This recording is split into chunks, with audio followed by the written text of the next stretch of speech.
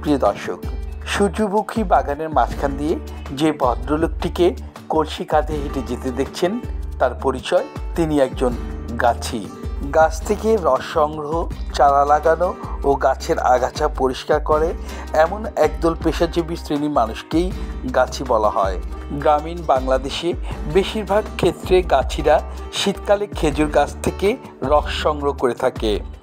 অনেক গাছি আবার তাল গাছ থেকেও রস সংগ্রহ করে। কিছু এলাকায় গাছিদের পাশি বা শিউলিও বলা হয়। আর স্ক্রিনে যাকে দেখছেন তিনি তেমনই একজন গাছি।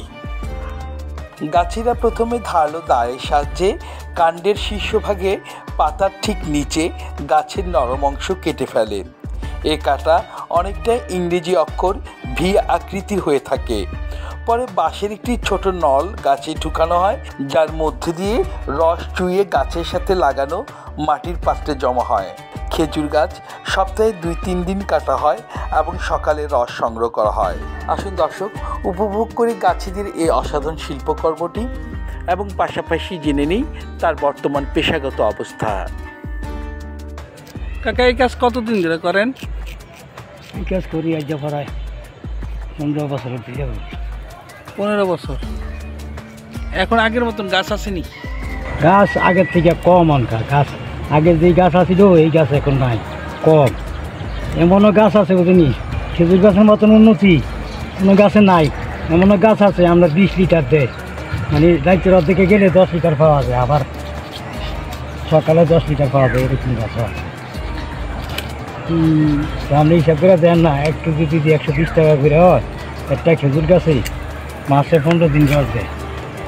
15 দিন যদি 15 কেজি করে হিসাব করেন না, 15 কেজি করে হইলে 15 দিনের রসটা হিসাব করেন না, কত হয় একটা খাজুর গাছ বুঝলি।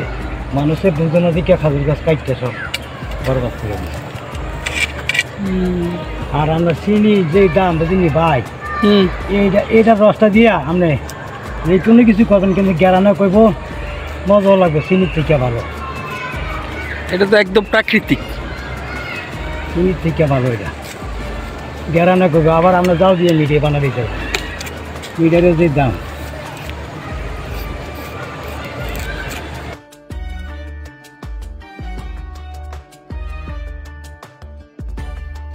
কোন এলাকায় গাছ বেশি? এইদিকে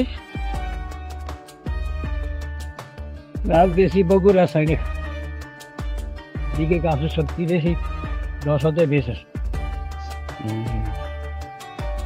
এই এলাকার ভিতরে আমরা ঘর বাড়ি পাম কিন্তু ডিস্ট্রিক্টে বুঝলি। হ্যাঁ, খেজুর গাছ কাটতে লাগছে, আর গাছই কমে গেছে। গাছই আগের মতন নাই। গাছই থাকলে হ্যাঁ গাছও থাকতো। এখনকার লোকেরা এসব কাম শিয়ে না, করে না। আমরা মরে গেলে মনে হয় আর গাছই গ্রাম শক্তি একটা ডিস্ট্রিক্টের ভিতরে পাওয়া যায় না, পাওয়া যায় গাছ শিয়ে কম মানছে। এই যে কাজটার ভিতরে হয় থাকে করতেছে না। হ্যাঁ, সকালে দিতে কম করে 4 লিটার রস যদি সকালে নেয় 5 লিটার রস সকাল দিতে খাইয়ালা একদিনে ভাঙে।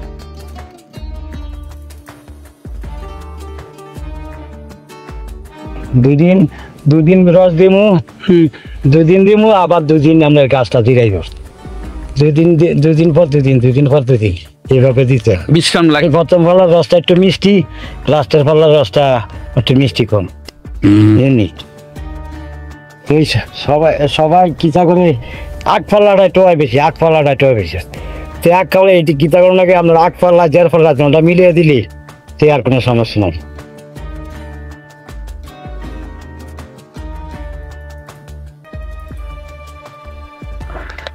তো বাবা, ওই গাছটা দিচ্ছেন না কেন? এটা আরো পরে আইল।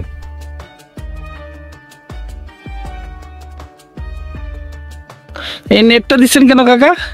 জানলা, ওই যে উপরে জানলা,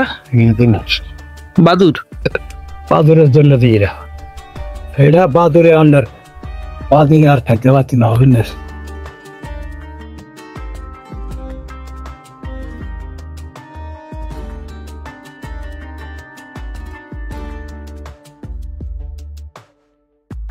না আজকে রস নিলে কালকে আবার নিবেন না নাকি? কালকে আবার কাটবো ভালো। কালকে আবার কাটবেন? হ্যাঁ, সকালে নিমু, হ্যাঁ আবার এমন টাইমে কালকে ফাতি। সকালবেলা নেমু, এমন টাইমে ফাতি। ওইটা ভরা এতটুকু বসবো, সিস্টেম করে না। হ্যাঁ ওইটা আপনার কাছে দেখিব, মানে ফলে সাইলেটার মতন পড়বেন। হ্যাঁ, আপনার নাম? কিনা পাই না, সব এটা ছোট গাছ তো, ইয়া খেয়ালে সবাই। আপনার নাম কি কাকা? নাম হইল মোহাম্মদ ইয়াসি। ইয়াসিন। বাড়ি কোথায় আপনার? বাড়ি চান্দিনা। চান্দিনা বাড়ি। এইখানে থাকেন কোথায়? এখানে দলিপাড়া বর্মলদিদের সাথে থাকি।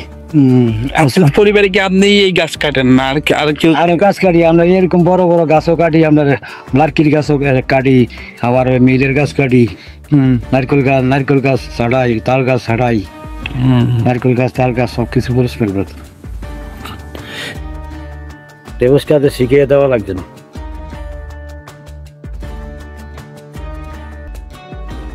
প্রিয় দর্শক, আজ এ পর্যন্ত। আপনাদের সাথে আমার আবারও কথা হবে অন্য কোনো জায়গায়।